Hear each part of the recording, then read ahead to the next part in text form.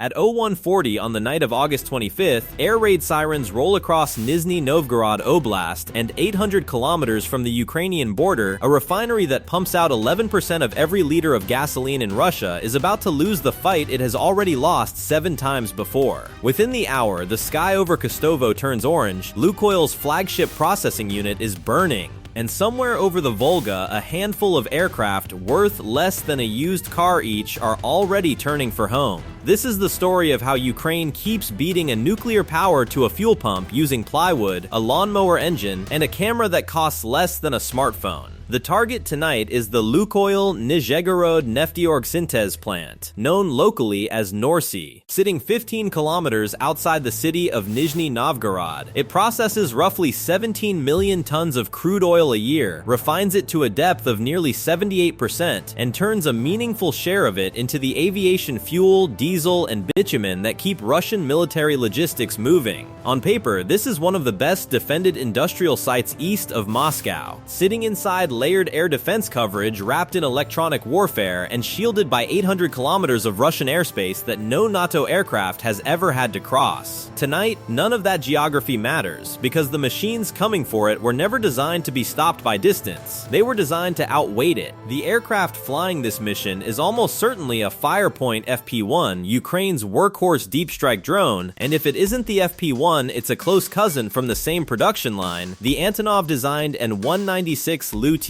Either way, the arithmetic is the same. A plywood and composite airframe, a small piston engine turning a pusher propeller at the tail, a warhead in the nose weighing somewhere between 60 and 120 kilograms, and a unit cost that Ukrainian officials have put as low as $55,000. Compare that to what Russia has arrayed to stop it. An S-400 battery alone runs past $1 billion for the system, and every interceptor it fires costs more than the drone it's trying to kill. Ukraine isn't trying to win an engineering contest tonight. It's trying to win an accounting one, and it has been winning it for a year and a half. The drone doesn't fly in a straight line, and that's the first thing that saves it. Deep strike missions like this one are plotted with doglegs and false headings, threading between known radar coverage and the electronic warfare belts Russia has built along its border regions. At a cruising speed barely above 160 kilometers an hour, this machine spends the better part of 12 hours in the air to cover 800 kilometers, which sounds like an eternity until you realize that every one of those hours is a hazard for the men on the ground, not the aircraft flying over them. A radar operator has to stay alert for half a day watching a screen that shows almost nothing, because the return this airframe throws back is barely bigger than a large bird. Somewhere over Ryazan or Vladimir Oblast tonight, that operator blinks, or steps out for a cigarette, or simply trusts a system that was built to catch fighter jets, not sewing machine engines skimming the tree line. By the time the formation crosses into Nizhny Novgorod Oblast, it isn't relying on GPS anymore, because GPS has been unreliable over Russian territory for 2 years, jammed and spoofed by the same electronic warfare umbrella that's supposed to protect facilities exactly like this one. Instead, the guidance package leans on inertial navigation backed by a low-cost visual matching camera in the nose, comparing the rooftops and river bends sliding underneath it against satellite imagery loaded before takeoff. It's the same trick American cruise missiles have used since the 1980s, shrunk down onto a circuit board that costs less than a video game console. Jam the radio link, spoof the satellite fix, it doesn't matter. The airframe is reading the ground, not listening to the sky.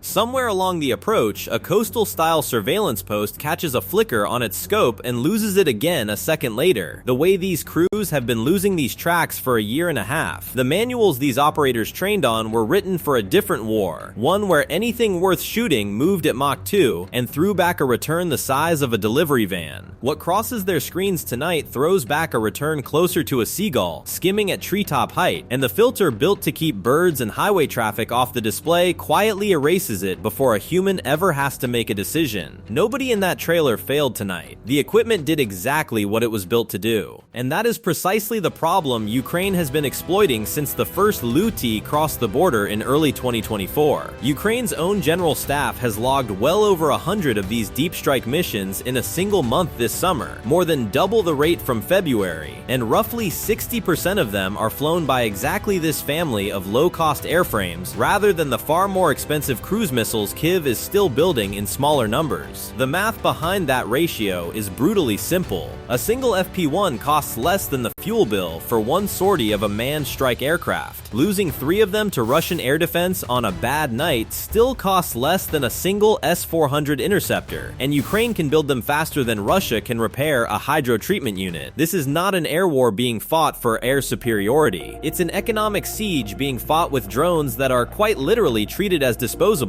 This isn't NORSI's first night like this. Ukrainian forces have hit this exact refinery at least 7 times since March of 2024, and the list reads like a demolition schedule. The AFT-6 primary processing unit knocked offline in 2024, a hydro treatment unit struck in October. The Gorky pumping station nearby set ablaze in April with 3 storage tanks burning across 20,000 square meters. Another strike in July that reportedly traveled 850 kilometers to reach the same industrial zone. Each time, Lukoil patches what it can and restarts what's left, because a refinery this size is what keeps gas stations across western Russia from running dry. And right now, they already are. That's the part that makes tonight matter more than another burning storage tank on the evening news. 2/3 of Russia's federal regions are already living under some form of fuel rationing. Independent monitoring from mid-August put working filling stations at barely 28% of normal availability in some regions, a number that had been above 40% only a week earlier. Russian Forbes has calculated that damaged refineries now account for more than half the country's total processing capacity. Retail gasoline prices have climbed more than 7% since January, with some regions reporting fuel running past 100 rubles a liter, and Moscow itself, the capital that was supposed to be insulated from all of this, has reintroduced purchase limits at the pump. Every liter this refinery isn't producing tonight is a liter some Russian driver or some Russian military truck doesn't get tomorrow. Belarus has started shipping record volumes of gasoline and diesel across the border just to soften the gap, and the 2 refineries doing that work can produce only a fraction of what Russia's own damaged system used to supply on its own. Some regions have quietly lowered fuel quality standards just to keep pumps running at all, and mechanics from Volgograd to Perm are reporting a rise in engines damaged by low-grade or outright counterfeit gasoline. Inflation is running above the central bank's target, with gasoline prices cited as a direct contributor, and the government has cut its own growth forecast for the year to less than 0.5%. In polling released this summer, 6 in 10 Russians said they believe economic conditions are getting worse, the highest share recorded in 2 decades of the same survey. None of that shows up in a press release from the Defense Ministry. It shows up in a line of cars outside a gas station in a city most people watching this video have never heard of, 4,000 kilometers from the nearest actual battlefield.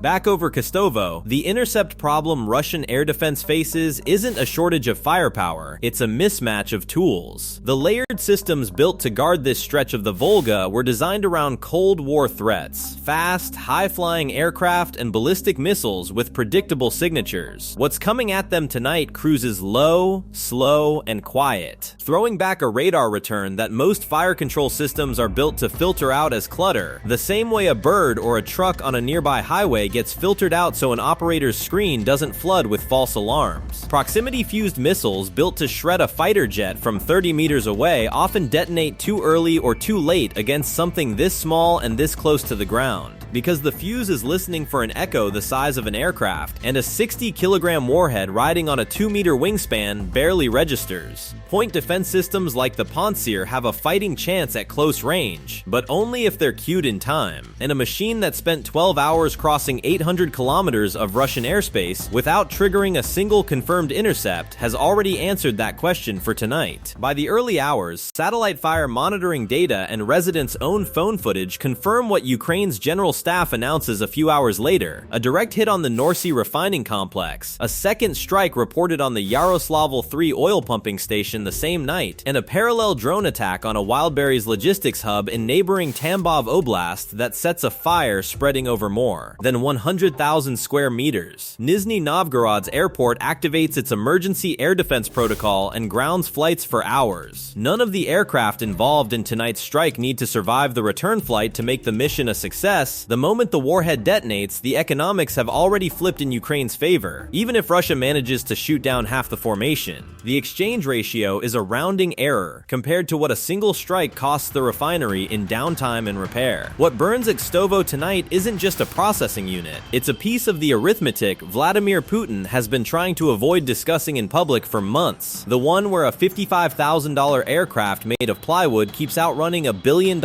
air defense network, one refinery, one pumping station, one gas line at a time. Somewhere over the Volga, the survivors from tonight's formation are already turning back toward Ukraine on the fumes of the exact fuel they just helped set on fire. If you enjoyed this video, watch the one where Ukraine hunted down Russia's Iskander-M launchers hiding in the forests along the border.